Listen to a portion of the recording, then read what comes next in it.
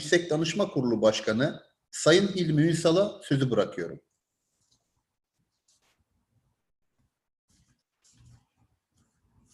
Hilmi Başkanım, mikrofonunuz kapalı. Sesim Buyurun. geliyor mu? Okay. Herkese merhaba diyorum ben. Konuşmayı İngilizce olarak sürdüreceğim. Konuşmacılarımızın önemli bir bölümü yurt dışından katılıyor. O yüzden İngilizceyi tercih ediyorum. A very warm welcome to everybody. Now we are in the panel session of this two-day seminar. As for those who have missed the morning opening speech, we have also watched a very nice movie regarding this ANSIAD project. Yes, we have indeed come to the 15-month marathon, a long marathon, and then it's indeed a very warm day, and I see a very nice, bright sunshine when I look at from my outside from my window. So I think it fits a very good ending for this project. Yes, we are passing through very hard days. 2020 was indeed a very challenging year, a very special day for individuals, for societies, for companies, and of course also for the NGOs. But somehow the human being has an ability to adapt, and we have all adapted to these challenging conditions.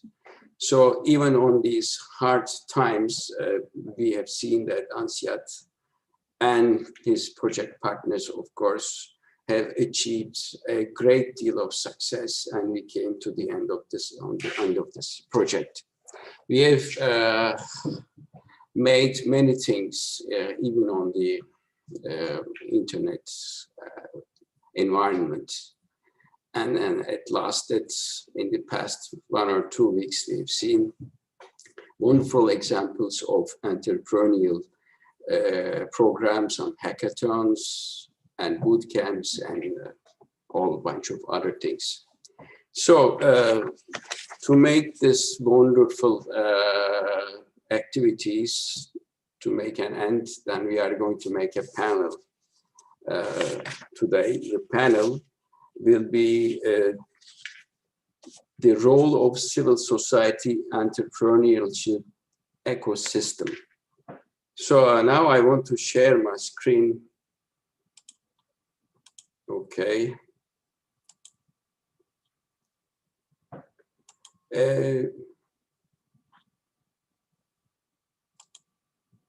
Yes. For the panel, we have very good speakers, and I will just introduce them one by one. And starting from myself, I have been the mentor of this panel. I am also a member of ANSIAD and one of the ex-presidents, and currently the Yüksek Danışma Kurulu, in English is High Consulate Board President.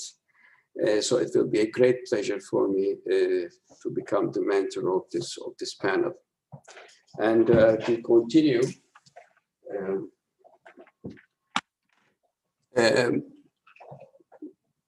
we have 4 speakers. The first one is Mr. Civan Sözkesen. He's the Vice President of Habitat Association, and also as his private business, he's the Vice Chairman of Funika Holding.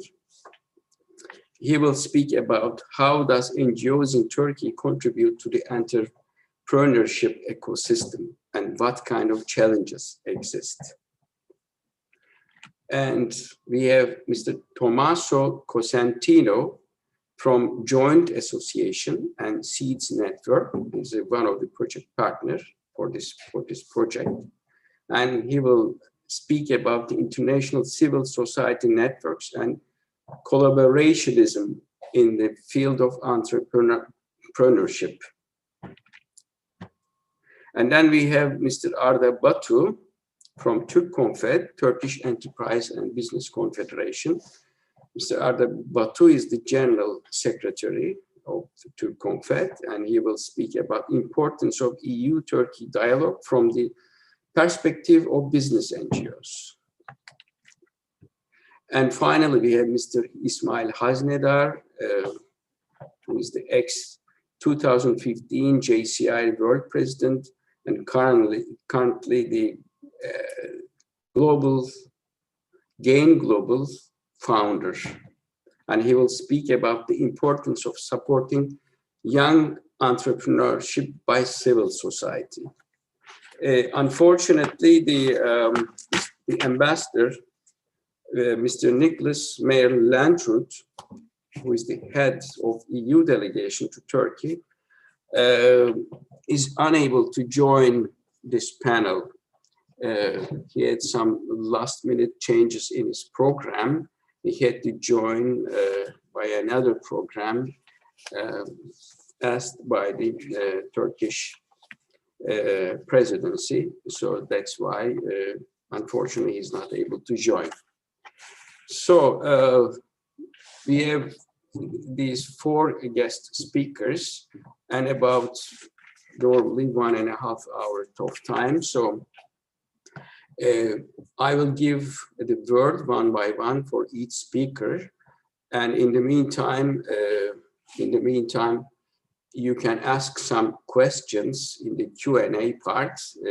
The webinar participants can ask the questions on the Q&A, or they can also use the chat part. Let me close this sharing right now. Okay. I hope all our speakers now here. We can put our speakers on screen. They can be all together. And when all speakers have finished their speeches, we can continue discussing. And in the meantime, and I will check from the Q&A part the questions and pass these questions to our speakers. So welcome you, gentlemen. They're all gentlemen. And I hope that we will have a good conversation ending this wonderful partnership. And I see Mr. Tommaso Cosentino. I should give a special warm welcome because they are one of the project partners also. And also the other guest speakers also. So let's start from Mr. Civan Sözkesen.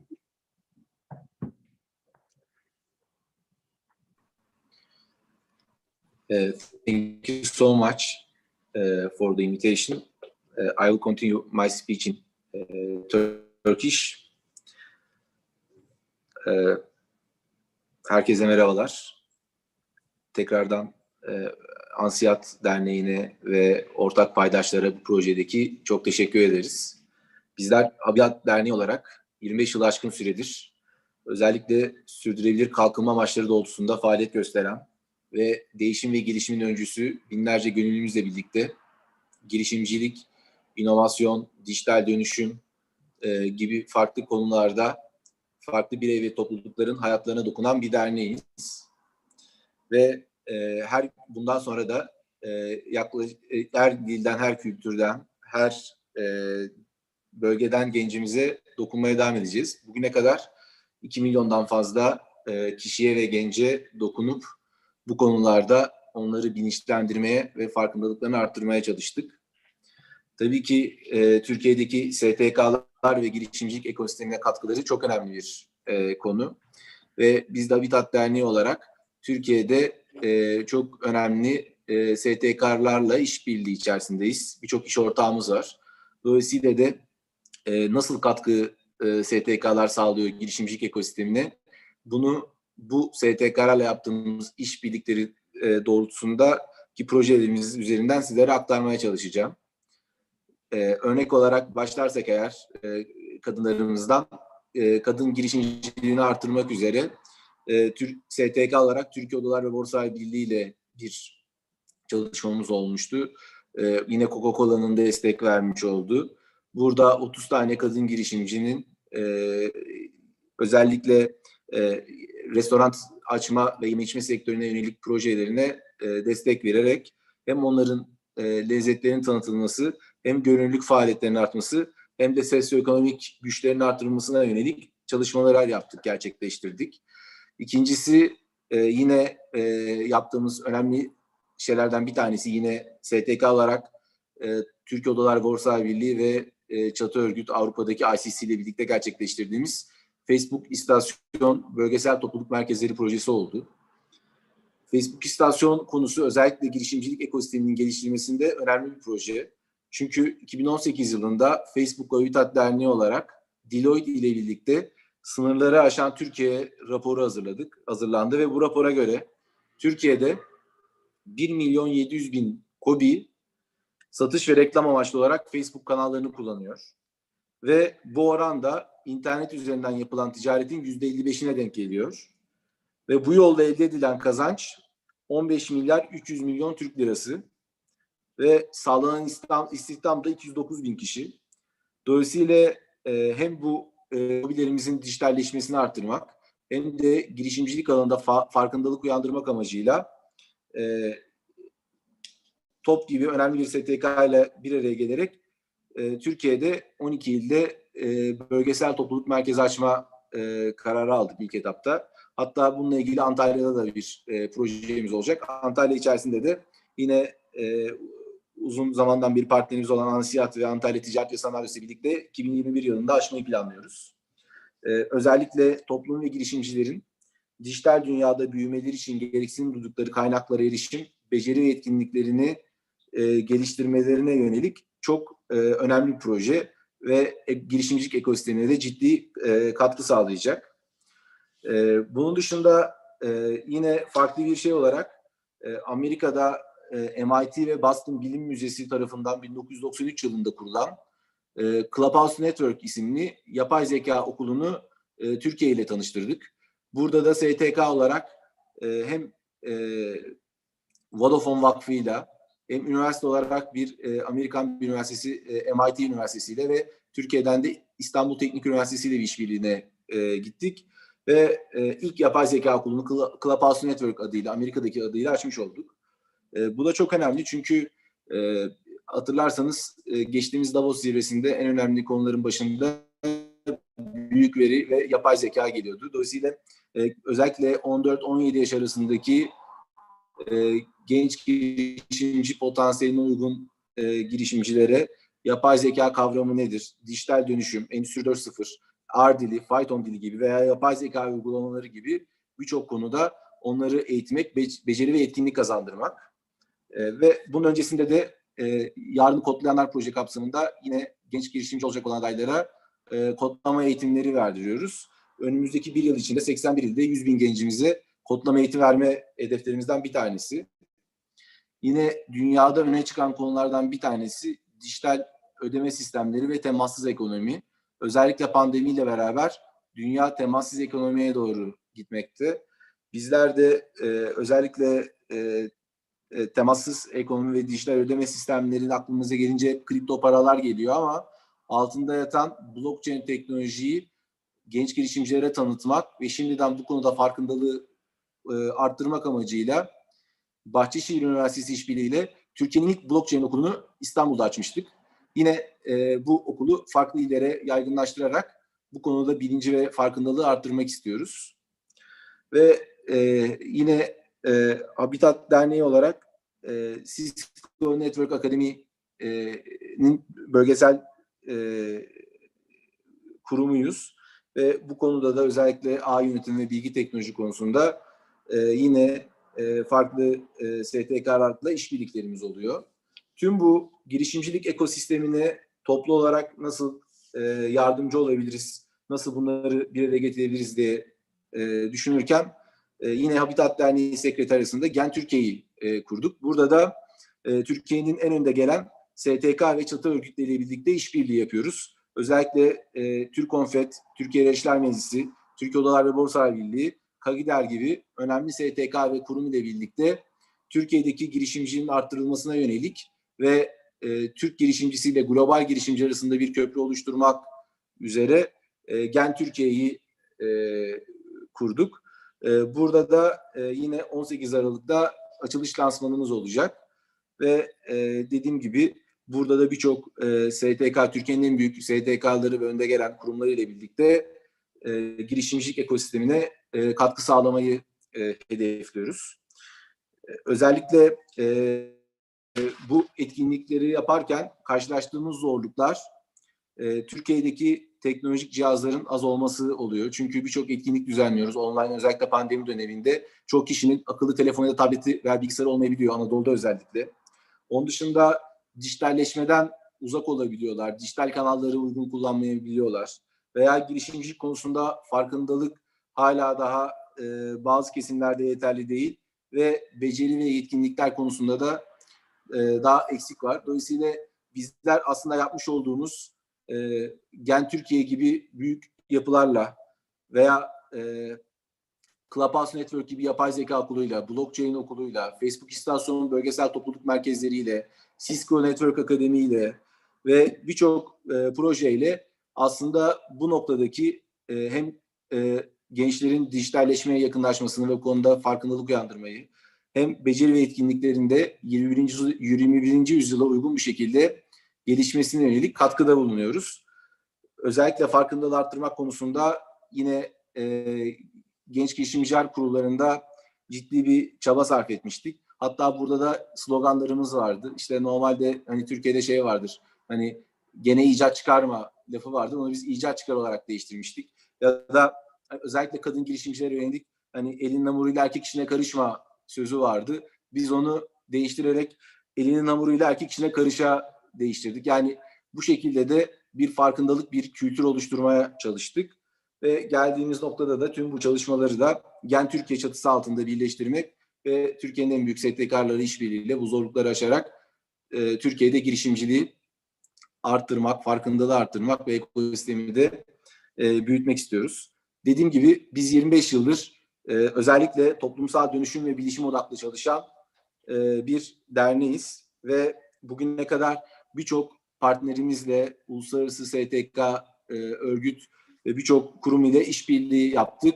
Birçok güzel hikaye yazdık ve yine hep birlikte sizlerle beraber çok daha güzel hikayeleri yazmak istiyoruz ve daha fazla bireye dokunarak onların da kendi hikayelerini yazmasına yardımcı olmak istiyoruz. Davetiniz için çok teşekkür ederiz. Konu çok önemli. Biz Habitat Derneği olarak her türlü desteğe ve bundan sonraki projeye içinde olmaya hazırız. Thank you, Civan Bey. Indeed, Habitat is really one of our one of the most fruitful partners in this cooperation and in this project. And thank you. And we have also seen a very good and very enthusiastic members of Habitat during our hackathon and also in the bootcamp projects. And thank you indeed. So now I give the word to Mr. Tommaso Cosentino from Joint. Please. Thank you very much. So I'm Tommaso Pescetto Cosentino. I'm the Vice President and the General Director of Associazione Joint. In order to start, I will speak in English. If I'm talking too fast for the translators, just give me a signal. I will start by sharing a video related with the project we have developed together with our Turkish partners in the last year. So I hope you see the screen. And just a moment, because I want to be sure that the technical, yeah, I was not sharing the sound, which is essential. So why,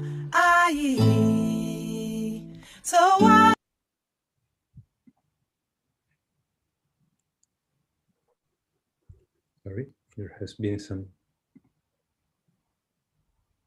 problem with the video. unexpectedly.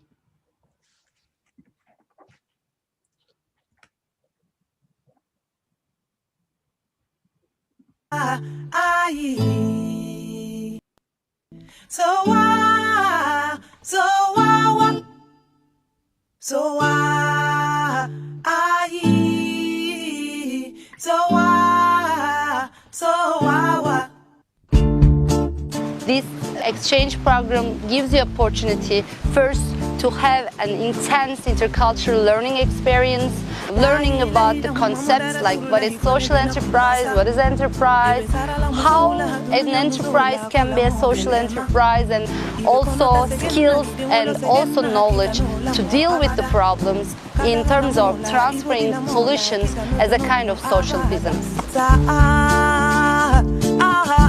The facilitator training was really interesting because entrepreneurship is something that is new and it's super important for young people, and also achieving the tools that we have for the next generation, not only in Spain, it's around the world. It's really, really important, and you can feel that you are something important for the world.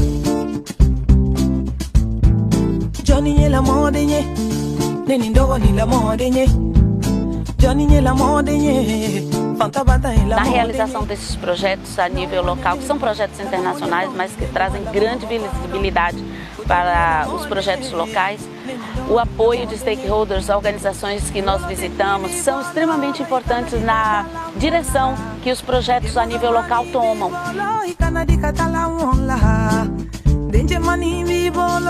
Creo que esta modalidad de una educación no formal es más viable y entendible pues para todos. Creo que es como es una oportunidad más y una herramienta que me llevo, ¿no?, en conocimiento, que lo poder replicar con jóvenes, con campesinos, con amas de casa.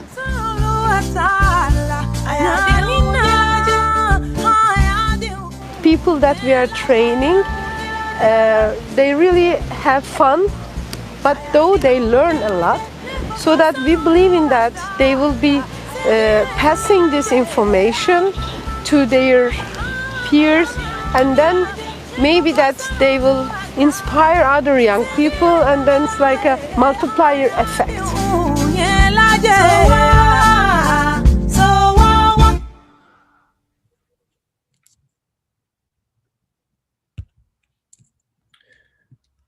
So this was the outcome of a project we had together that was... Welcome to Seeds 2 tutorial. I am Ayça. Sorry, the next video started automatically. So I was saying this is a part of a project called SEEDS, Social Economy Entrepreneurship Development Skills. We have developed together with some of our friends from Turkey in 2018 and 2019, that was addressed to young people to foster their capacity to create their own entrepreneurial activity and venture. We also developed a training module, and this was the training we had in Brazil. The project was founded under Erasmus+, which is a European Union program that has an action which is named Capacity Building, in which we can involve partners from other parts of the world. In this case was Latin America. And I'm here to talk not only about our function and in this project and us as organization, but also in particular about the opportunities of cooperation in relation with entrepreneurship and youth entrepreneurship that are available for civil society organizations from Turkey and from European Union in order to better cooperate.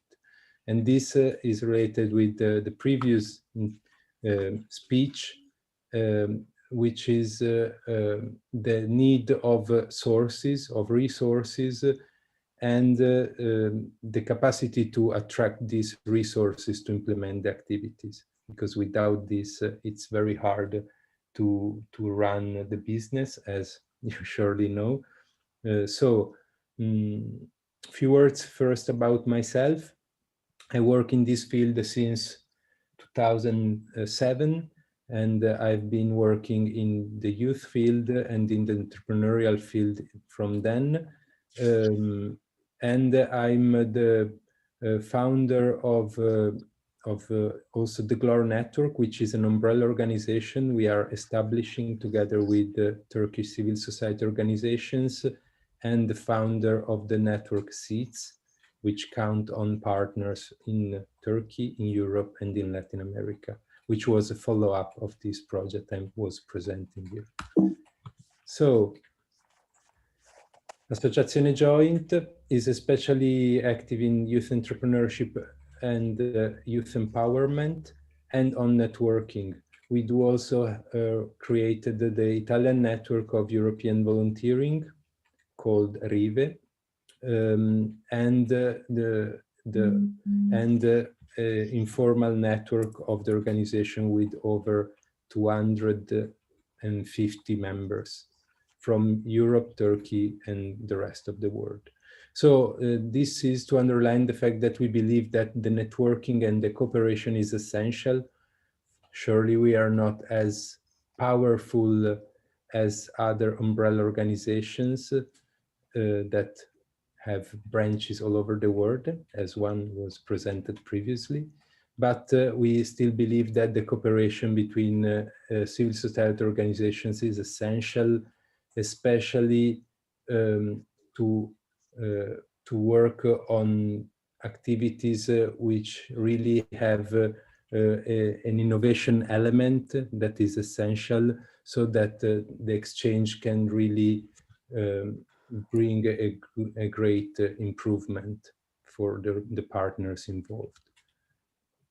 So to talk about it, I was thinking that might be interesting for us and for the attendees, the participants in this call, to have a few words about the new financial framework of the European Union, as this is a very fresh news and is probably the easiest, the more accessible way for civil society organizations from Turkey and Europe to cooperate at this moment.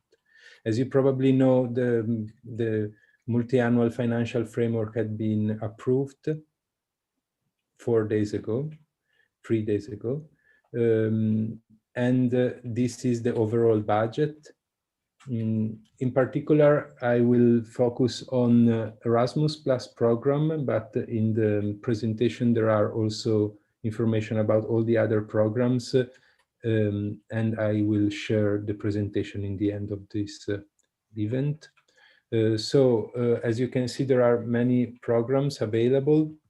In particular, a change is that there is Horizon, the previous Horizon 2020, that is now called Horizon Europe, then that is specifically addressed to innovation, also involving the private sector, and so able to foster entrepreneurship and cooperation between different sectors, such as the education sector and the universities with private companies.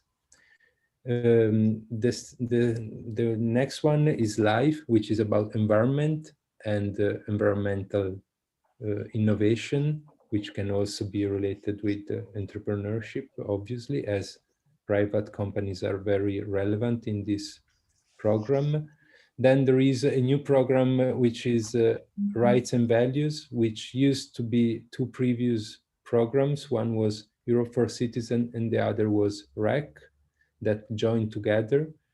Then there is Creative Europe, which can have relevant activities related with entrepreneurship. And then there is the Single Market Program, which might be very interesting, but we don't have many details yet. And EU for Health, which is only related with health system. So as first, some data about the new budget. In Erasmus Plus, there will be an increasement of the 53% of the overall budget, bringing from 14 billions of the 2014-2020 framework to 26 billions. This will bring to a very relevant increasement of the projects funded and of the opportunities. In a current situation in which there is a recession, a decreasement of the available funds and opportunities, the fact that there is a program like this, which is available for civil society organizations, both in Europe and in Turkey, and also in the neighbor countries, such as Balkan countries and so on, is very important, I believe. In particular, I would like to underline few actions that I believe are particularly powerful potentially. The first one is youth exchanges for young people, and this is because these activities can be led directly by the young people. We had experience with several projects related with the social entrepreneurship orientation, personal development, career building. So this is very coherent with the activities we would like to implement together in cooperation. Then still as a key action one, this is a technical part that you are not obliged to comprehend, the key action numbers and so on. Anyway, there is the possibility still under Erasmus Plus to get funded for training courses and study visits. I would like to underline the importance and the power of study visits in this type of activities. We had the honor to host one study visit in last year with Turkish entrepreneurs in which we showed several hubs, fab labs, incubators and other good practices in Milan, which is probably a detail I didn't share yet, that we are based in Milan, and so we have a strong network with the Milan entrepreneurial ecosystem. So I think that the study visits have a great potential, and I advise this type of activity. Nurai had the chance and we had the honor to host her, and I believe we agreed on the importance and on the potential of these activities, which are very easy to reach in the sense of project management. Then there are the strategic partnerships, which are more popular probably, in which we can get funded for innovative projects, platforms, in cooperation with the partner from different countries. And then the capacity building activities, still key action 2, which give us the opportunity to work on entrepreneurship, which is probably the more important topic addressed by this type of projects currently, and to get in contact with the business associations and other relevant stakeholders from other parts of the world. We have experience, especially in partnerships with Latin America and Asia, also because we are a member of a global network related with this. But of course, also South-Saharan countries can be involved, and there is probably a strategic interest and a potential in it. And then the last one that I would like to underline is the EU-wide networks, which is under key action 3, which gives EU-wide partner networks of civil society organizations the possibility to get funded for basically for their existence. So they co-finance up to 5 full-time salaries and give the possibility to civil society organizations to have a better management and to have a longer planning, because the funding is for 3 years. And I think this could be also a very good perspective to create cooperation in the field of entrepreneurship. A last point I would like to underline in the new program, there is this new program that is called European Solidarity Corps, which is focusing on volunteering, which is not really our extent, even though there are several social enterprises who host international volunteers through this program, but is the possibility to get co-founded activity, traineeships and jobs if the workers do activities related with the values of European solidarity, which means that if, for example, you decide as civil society organization to employ a young person, which is between 18 and 30 years old, you can get a co-founding, which is approximately the 40% of the entire cost for a job, and the 55% of the cost for internships. Obviously, if the activities are related with the elements of European solidarity, dialogue, mutual understanding, and so on.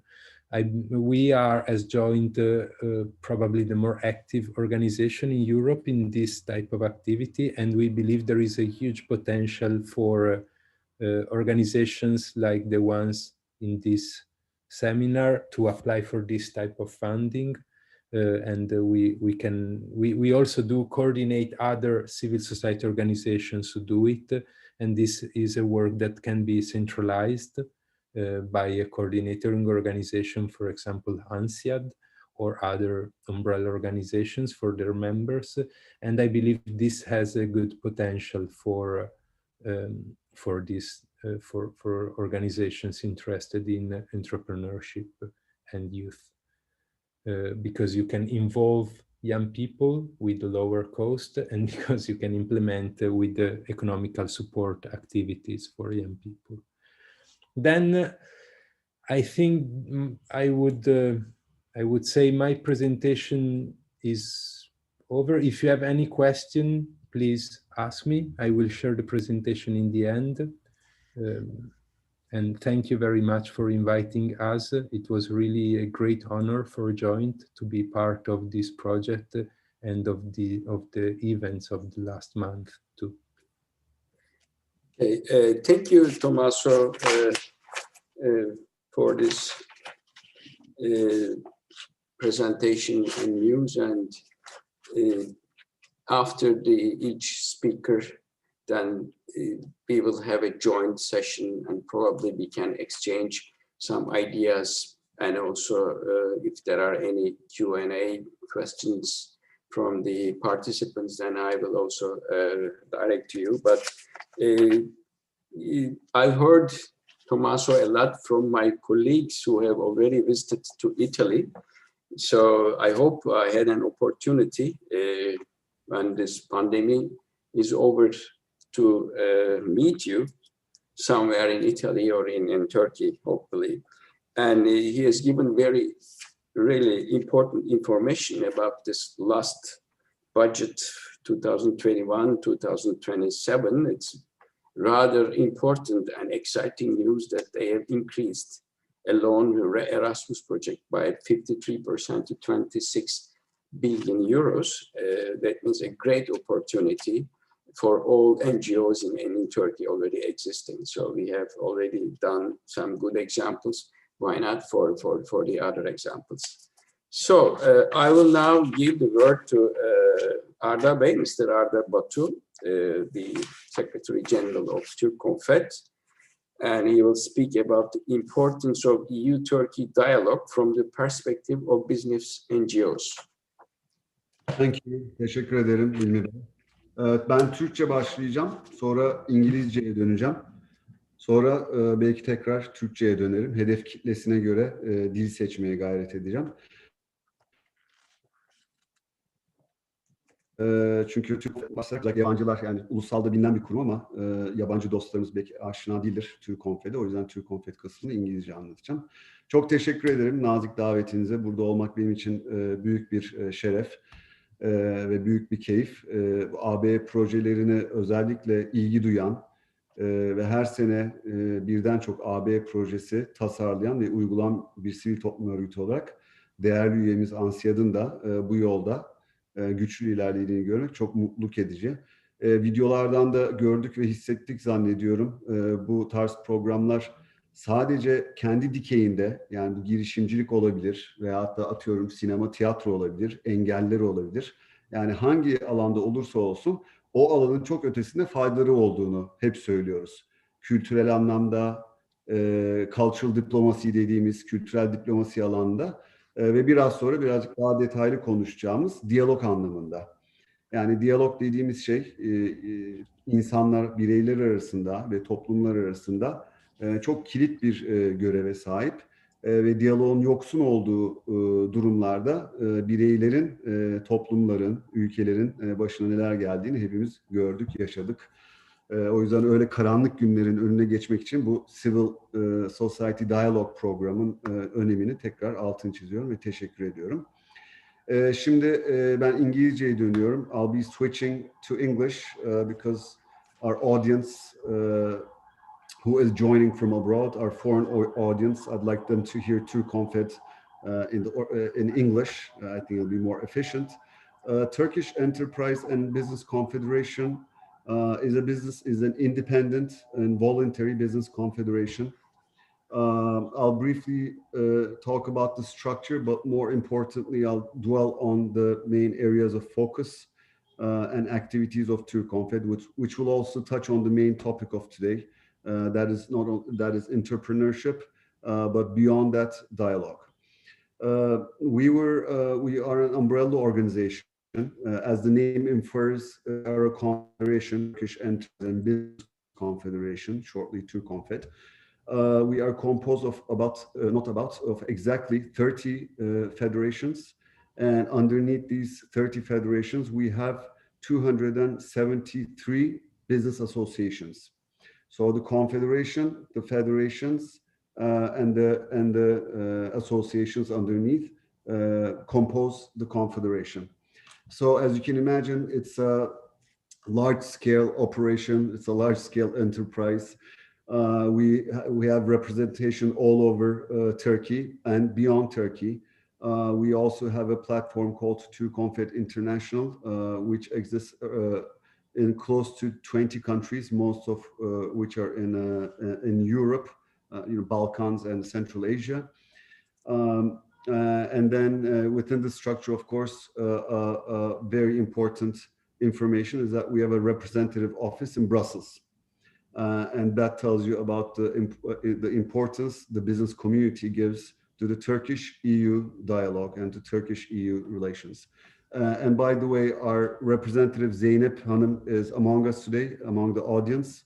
So I'll kindly ask her to maybe jot down some comments in the appropriate places. If we miss anything, if she wants to emphasize anything about the topic, she's among us, and she'll maybe even write her email address so that our European partners can connect directly with our Brussels office. Now, why would you want to connect to the Brussels office, and why would you want to connect to the Turkish Enterprise and Business Confederation? And that brings me to our areas of focus, areas of activities as TÜRKONFED. Our main area is policy design and advocacy. That means we produce policy pertaining to topics that are important for the Turkish business community. And after producing those reports, we lobby for these reports with decision makers. And beyond that, we use these reports to disseminate them among the Turkish public at large, not only the business community, but the Turkish public at large. What do we write about? What do we think about? And what do we write about? What do we advocate for? Anything basically that helps enhance and develops the Turkish business community and the Turkish economy. And I realize that's a big topic. And if you could maybe go on our website, you can reach some of our reports pertaining to topics as big as the democratic development of Turkey, all the way to entrepreneurship and the development of the entrepreneurship ecosystem in Turkey, to women's rights and the enabling of women employment in Turkey, to digitalization, to financial literacy, to access to finance, to regional development, and so forth. As a confederation who has representation all over Turkey, of course, this means we have a big mandate. We have, as we represent companies from all sectors and from all regions, this means we have to think about and we have to work on a diverse set of issues, as I mentioned in our set of reports earlier. And I have to underline here that most of our work, if not all, is very much relevant to the European Union agenda. Even the project itself today, now we're discussing the entrepreneurship ecosystem.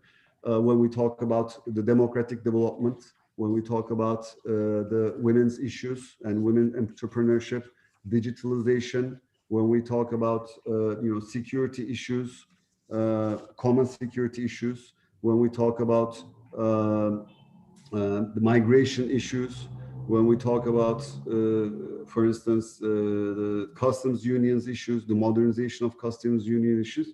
Last but not least, the big issues of climate change and green economy are on the agenda of TÜRKONFED, which means it's on the agenda of the Turkish business community. So this tells you, especially now I'm reaching out to my colleagues from Europe, all of these topics are very relevant topics for European Union. And as Turkey is part of Europe and part of European Union in some respects, you can see how parallel our agendas are. And this is maybe one of the first important points I'd like to make, is that for the European Union and Turkey to develop in parallel, we need to have dialogue in all of these areas. And I'm not going to repeat this long list of areas, but areas ranging from the modernization of the customs union to green economy, to entrepreneurship, to this needs issue, young unemployment issue, which we have seen Turkey's lagging behind, unfortunately, in this respect, especially with the COVID conjuncture. We have been even lagging behind further, the OECD countries, and the green economy. The green economy, and I like the joint logo, by the way, with its green, maybe representing circular economy with its round figure. The future is green economy. The future is sustainable development goals.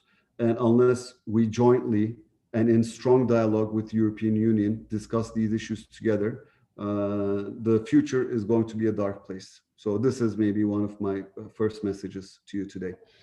Going back to TÜRKONFED's main areas of activities, this was number one. I mean, designing policy and advocating for that policy. The second area is a little bit more concrete, is a little bit more relating to the capacity development issues of companies and institutions and associations like ANSIAD. Our second area is developing capacity, mainly for SMEs, but not disregarding associations like ANSIAD and our other 270 associations. So what do I mean by capacity building? It's basically wherever there's an area of need for SMEs in regard to capacity building, TÜRKONFED designs a program that helps to minimize that need. Civan Bey is among us in Habitat. We are together on the board of the GAN, for instance, and we are also watching Habitat closely in its capacity building programs, especially relating to digitalization. We also have a number of big programs running here. So what are the needs of companies and SMEs in Turkey, but also in the European Union? I'd like to remind you that the agendas are very similar. Digitalization is a huge area of need. And believe me, it was an area of need before the COVID crisis. TÜRKONFED's top agenda item has been digitalization for 4 years now. We have set up the first digitalization center in Turkey for SMEs, trying to help SMEs in their digital transformation. And another area that is very important in capacity building for SMEs is financial capability, financial literacy and access to finance. We have a number of programs running over there.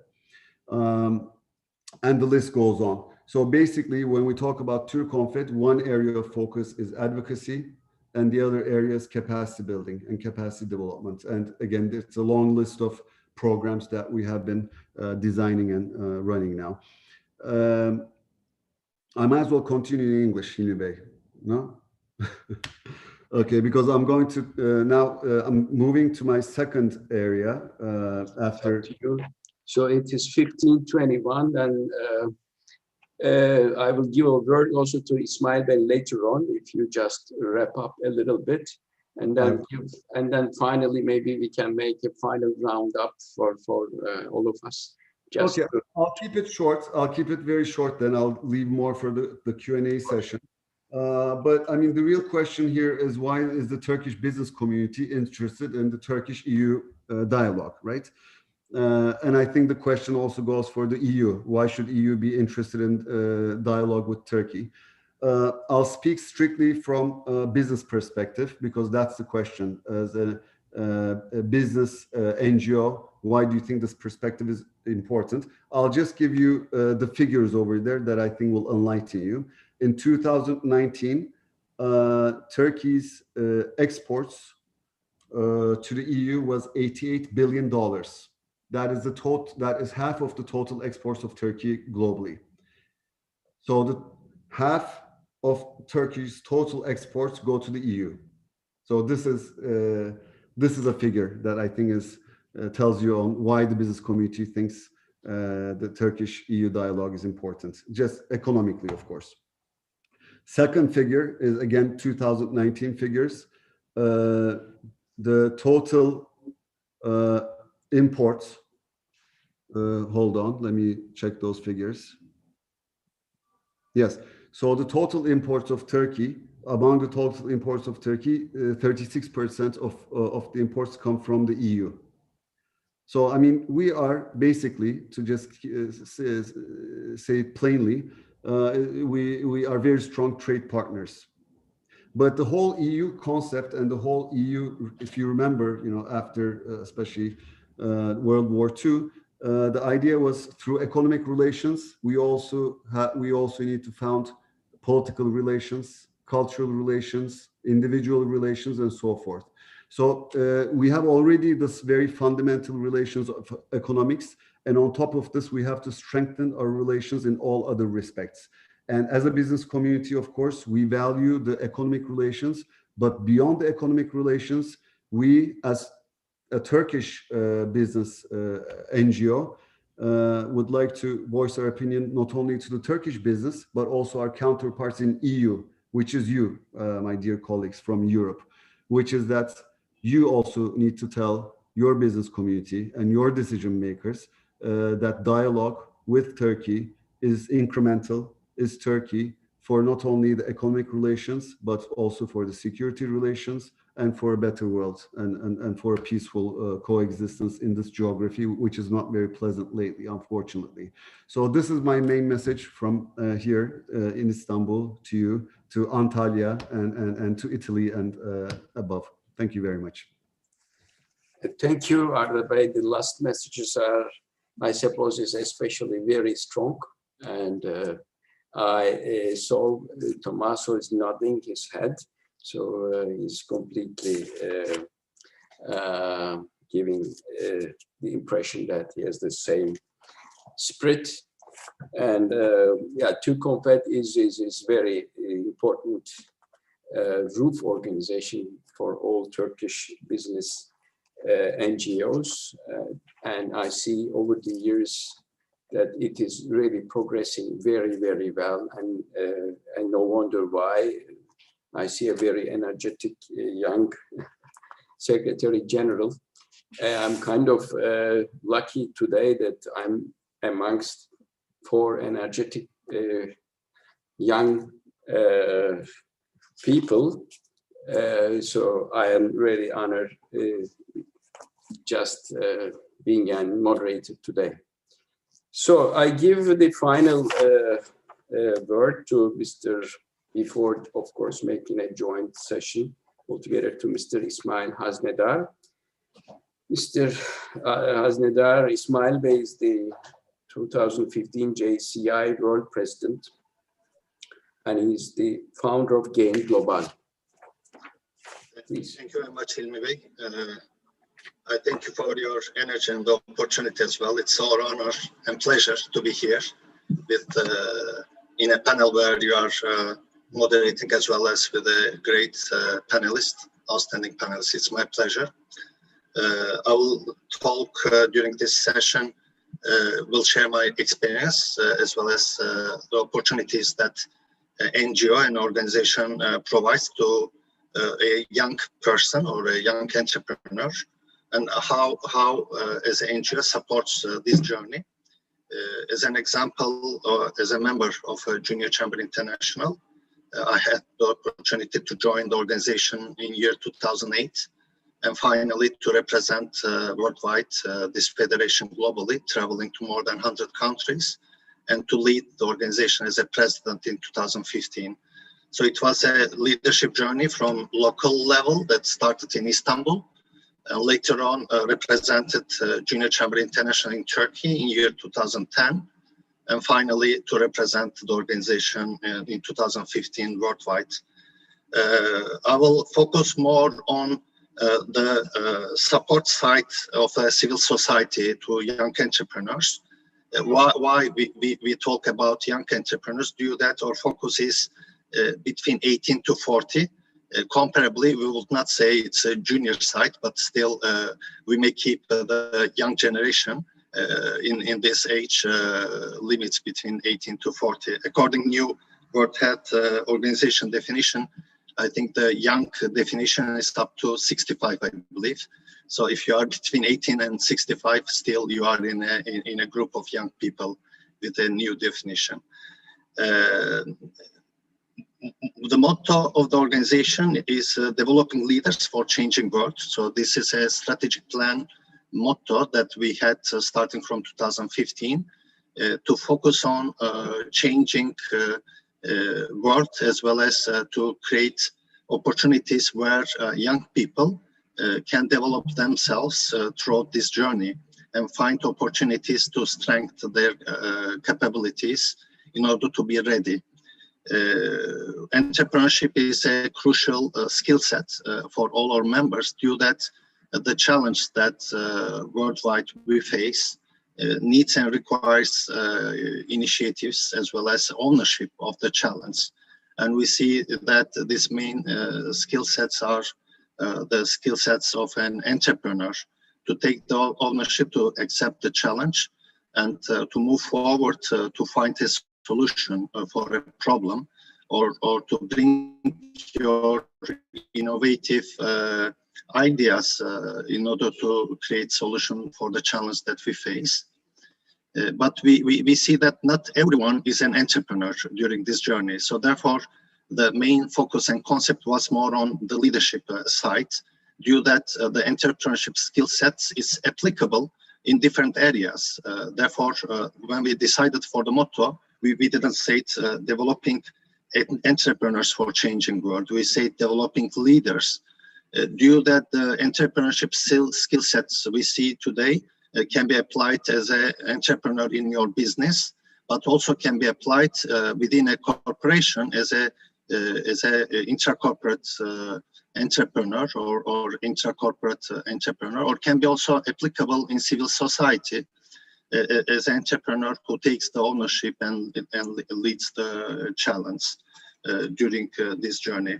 One unique thing that Junior Chamber International focus is to give opportunity where we can learn through practice. So this means we learn by doing. So entrepreneurship and all these skill sets are needed and required to be applied.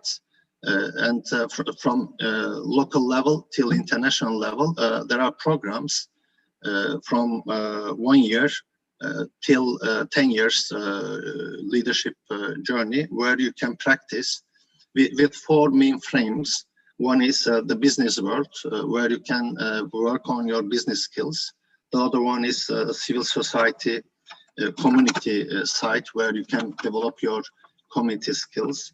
The other one is global networking skills and also individual skill sets that you require to develop. This journey started almost 105 years ago. So the organization was set up in 1915. When I was leading the organization, it was 100 years anniversary of the organization. And we were discussing also what was the sustainability skills or sustainability capability of the organization that keep it surviving during this 100 years. Definitely one of our findings was that we were very dynamic and changing every year. So it's like a common thing that if organization also is very dynamic, or let's name it agile, with a new word that we are very used nowadays. If the organization is agile, it's possible to adapt very quickly. And this was maybe the reason that just after February, when the pandemic case expanded all around the world, all our organization was fully digital and also was running events and activities in more than 100 countries with 5,000 chambers and including 250,000 members worldwide. Due that they were very agile, very flexible. And what was the reason that they are very flexible? Well, the main thing was that the power comes from local. So it's not a top-to-down organization, it's a bottom-to-up organization. Agility also requires local organizations to be empowered very much. This means all the activity, everything happens in local world, in chapters, as you know. So if chapters are very dynamic, very knowledge-based oriented, if they have the information, tools, and also the area, the zone where they can work on these programs, then this comes from bottom to up and moves very fast, very smoothly. Organization is open for learning from each other, and this international network provides that one nowadays more and more with all the tools that we have. I just want also briefly to mention for some of the programs that we run worldwide. These programs, definitely the training side, academy is crucial to increase the capacity, but as I mentioned, learning by doing is one of basic things to do it. Encouragement is very crucial. We encourage our members to fail technically, because we see the first step for our members is to take action. In order to have that courage, they need to somehow be encouraged to fail. And when a member fails, we recognize them with an award, with something special, let's name. You failed well, let's learn from all the practices that we have. And this is not something I believe that everyone can find in the business world. So NGOs gives this opportunity to learn, opportunity to fail, an opportunity to share. I believe that is very crucial. And we learn from each other. One of the main roles that also Junior Chamber International fulfills is the opportunity of practicing and learning. And definitely there are a couple of competitions like CYE, Creative Young Entrepreneurs Award Program, where we hear innovative ideas that are inspiring each other and bringing them to the stage to inspire and to support them throughout their entrepreneurship journey. One critical award program that we run is TOIP, the Outstanding Young Persons Program. Worldwide in different countries, we need to hear role models success stories, including failure stories as well, to learn from peers, because we see that if you are between 18 and 40 and you succeed something, this is very inspiring, very inspirational story for our members. We recognize them, we award them, and we bring them, give them opportunity to showcase their stories. This is very inspirational. This weekend we will have Turkish TOIP award program this Saturday, and every year in Global World Congress we host a worldwide TOIP program. Saying that different programs are changing according to the periods. Pandemic required to have a new program, JCI Rise, to encourage our members to initiate new jobs, new businesses, to start their own businesses due to unemployment challenge that we face, especially among young people. We see it's increasing during last year. And we are working on JCI Rise program with partnership. To mention just the strategy that we have, there are 5 keywords. One was definitely we look for impact. We are measuring what is the impact of any activity that we do. In order to do that one, we work on to motivate members, invest them through the tools, trainings, and the field opportunity. Definitely, we have to collaborate. We are collaborating with the stakeholders, shareholders in different areas of the world, in local, national level.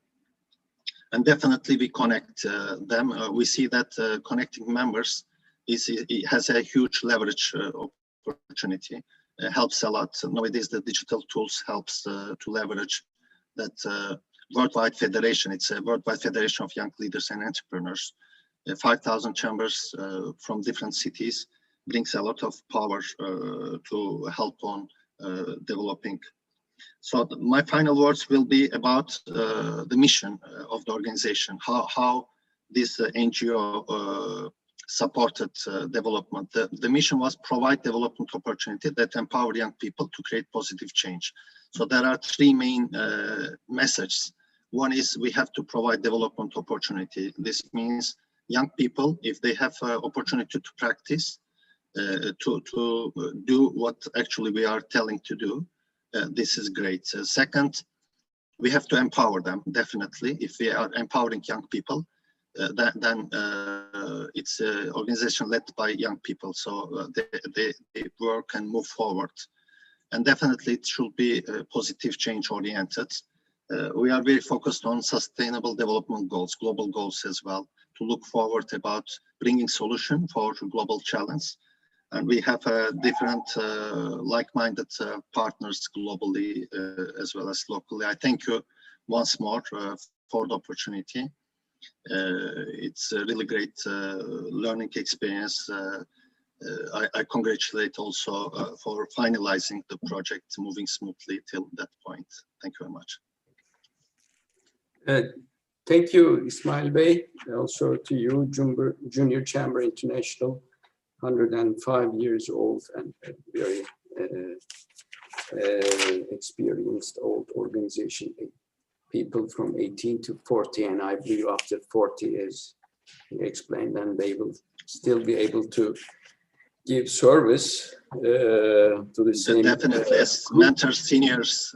Definitely. Seniors, yes. Okay.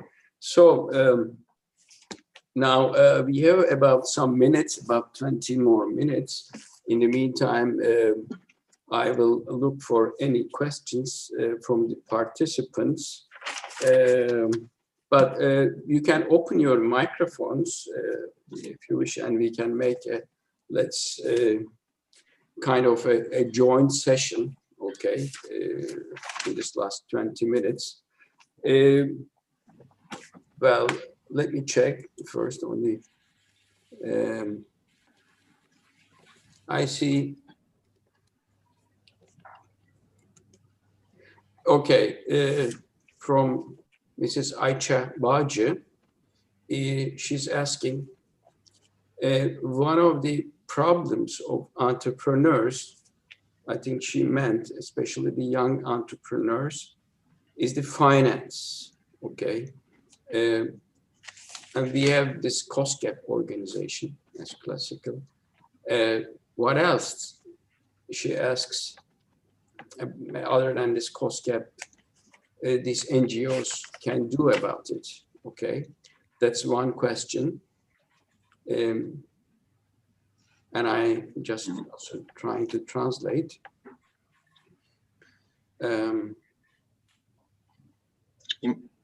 In brief, I may address that question if you don't mind. Yes, please.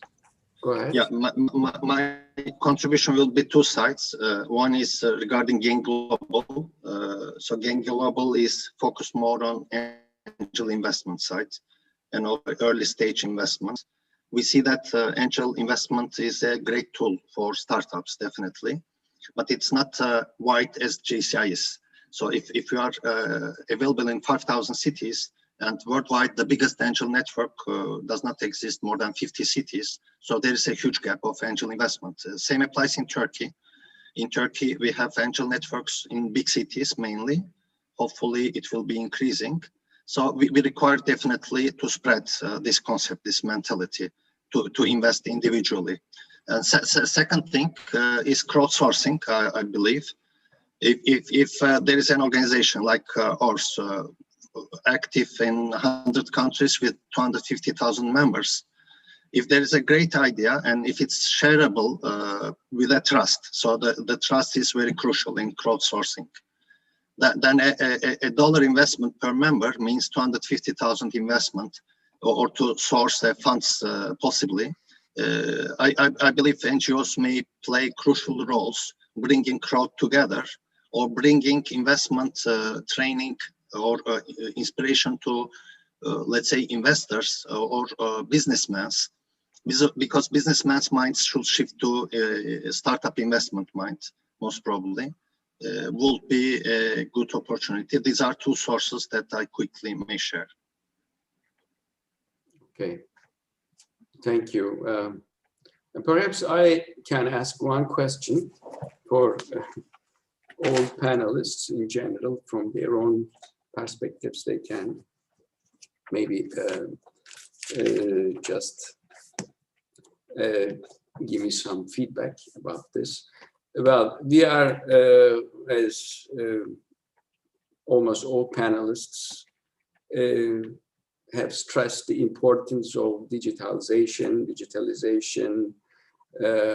and the new normal, etc. And we have gone through a very special year in 2020, okay, whereas the physical contacts are, I think, one of the least minimal in the past 50 years or even more, okay?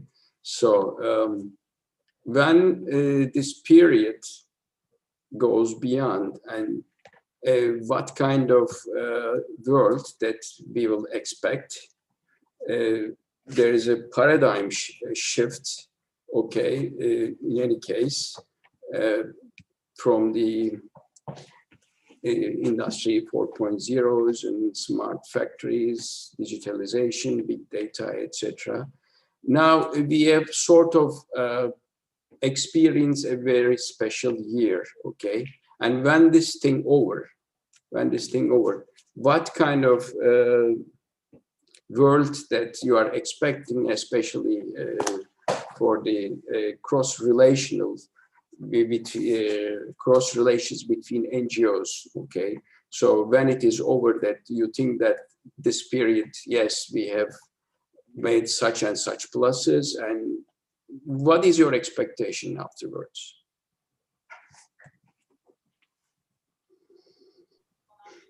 It's a big question. I might venture first guess. Mm-hmm. You mentioned digitalization. Even when the pandemic crisis is over, I mean, when we have the vaccine, which is already available, and when it's not only 95%, what 100% effective globally, I think the world has seen that digitalization enables a more efficient working environment. Now, it doesn't mean we should be strapped in our chairs and locked into our laptops and screens for 24/7. That's also not very efficient. But I think the world is going to balance itself. We're going to have a balance between, regular social relations and, regular face-to-face meetings and digital working environment. So it's going to be basically a mix between the two. Now we're on the other extreme of the digital work environment, which is not healthy. We as Türkonfed have recently completed, together with Bilgi University and TÜBİTAK, a guideline for remote working. This is both for white collar people as well as business people, business owners, because nobody's happy.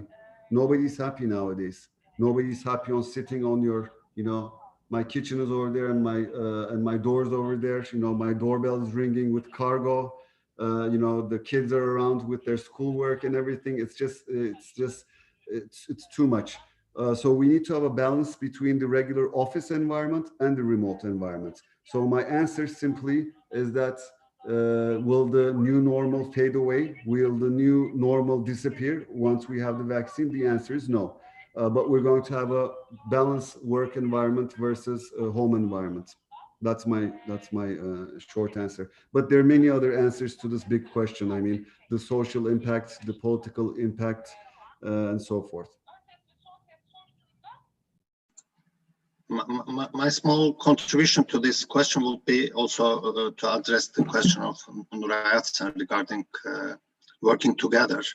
So it's clear that collaboration will be more and more there, I believe. So NGOs and different stakeholders will come together in order to find solutions that we have common challenge. So we will see more collaboration, I believe. It same applies for our side.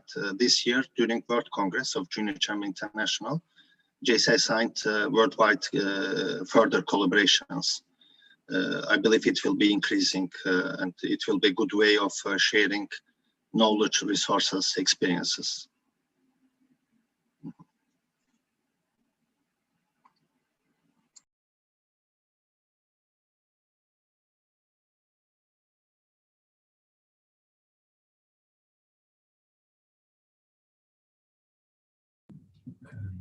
We are not hearing you. Okay, sorry. I have two questions from the participants. Can you see the questions?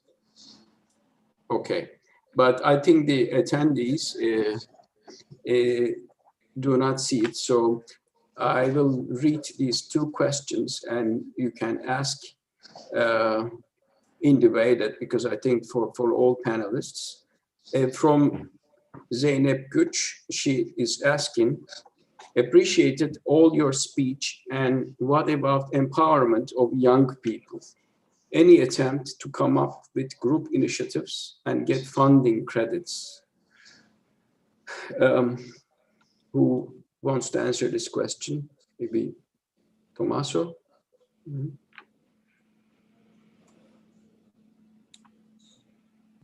Can you?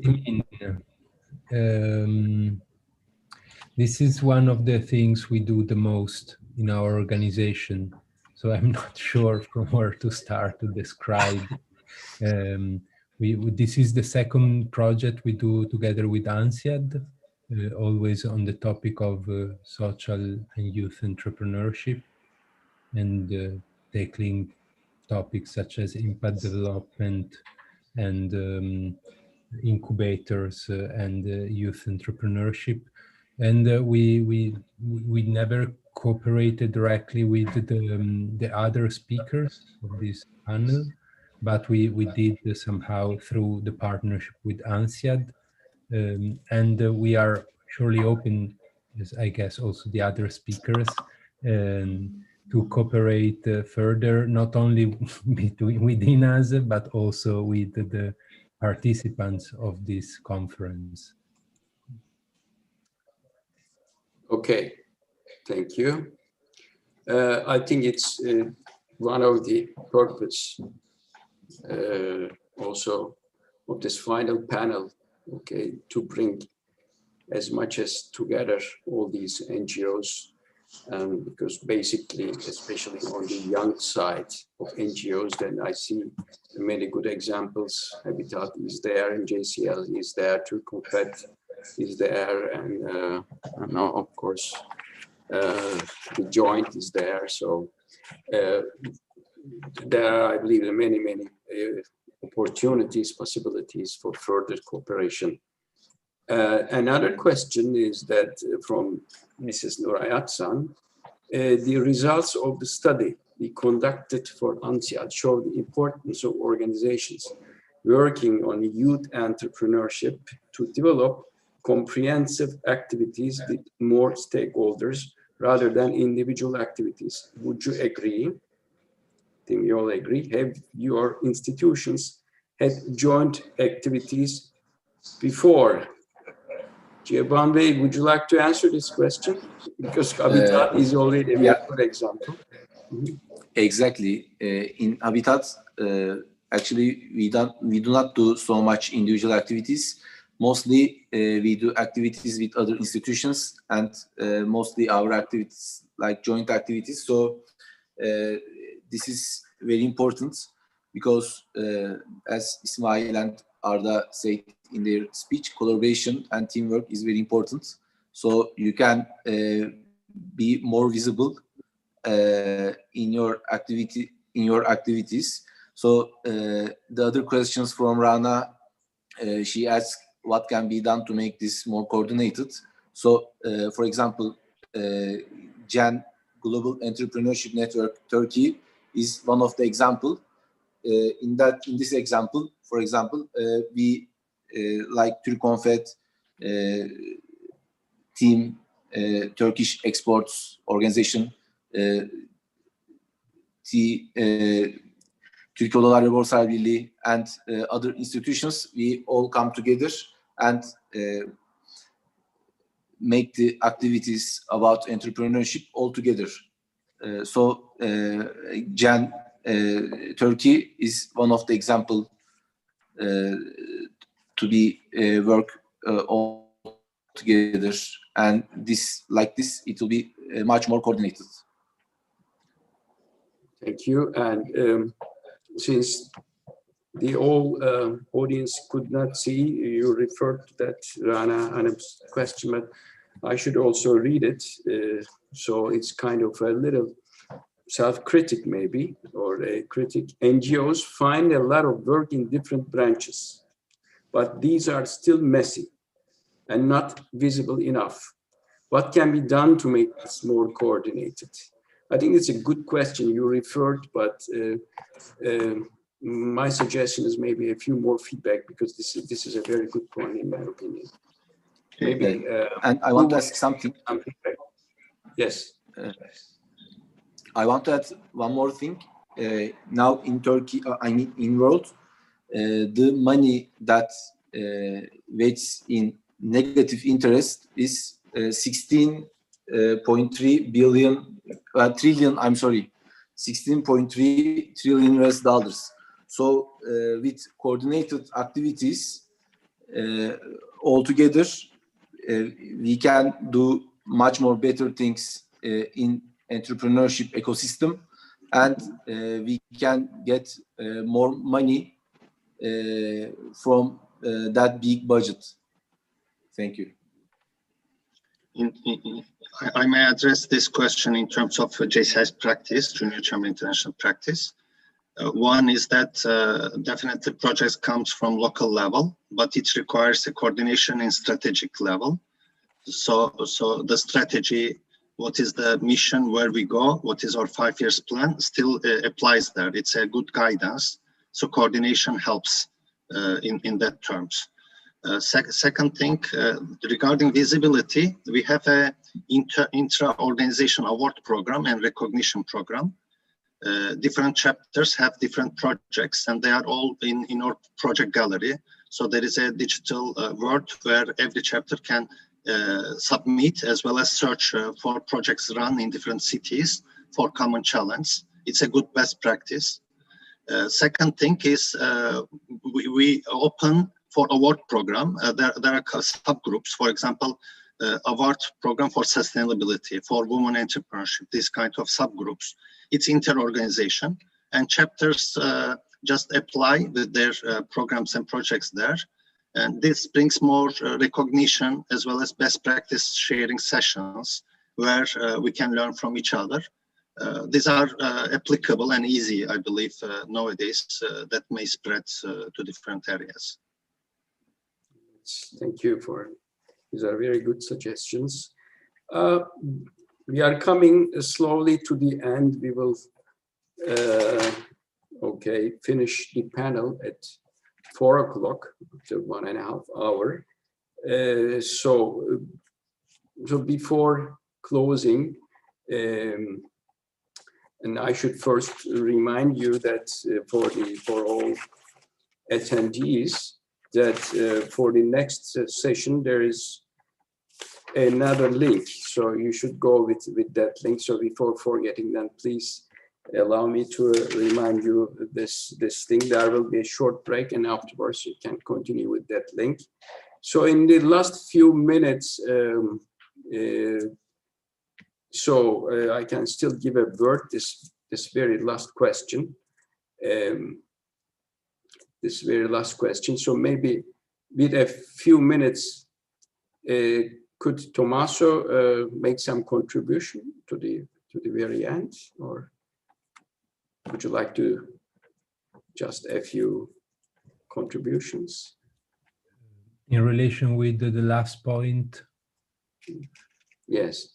Mm-hmm.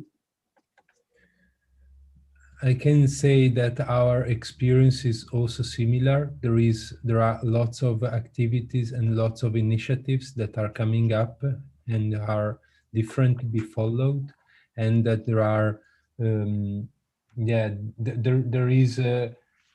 it appears that there is not enough coordination, and there is not a clear space in which we can find this type of opportunities altogether.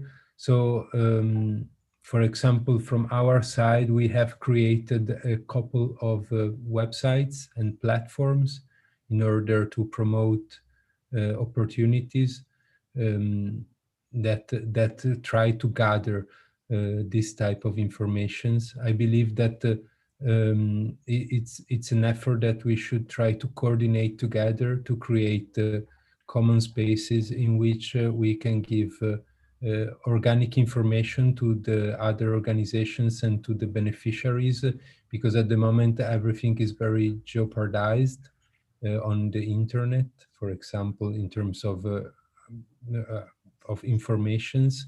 So it's something that either gets done by some institutional body, either should be done by us as civil society organizations. As organization, we do it for some topics, such as opportunities for young people related with having experiences abroad, also related with entrepreneurship, and for NGOs interested in EU fundings.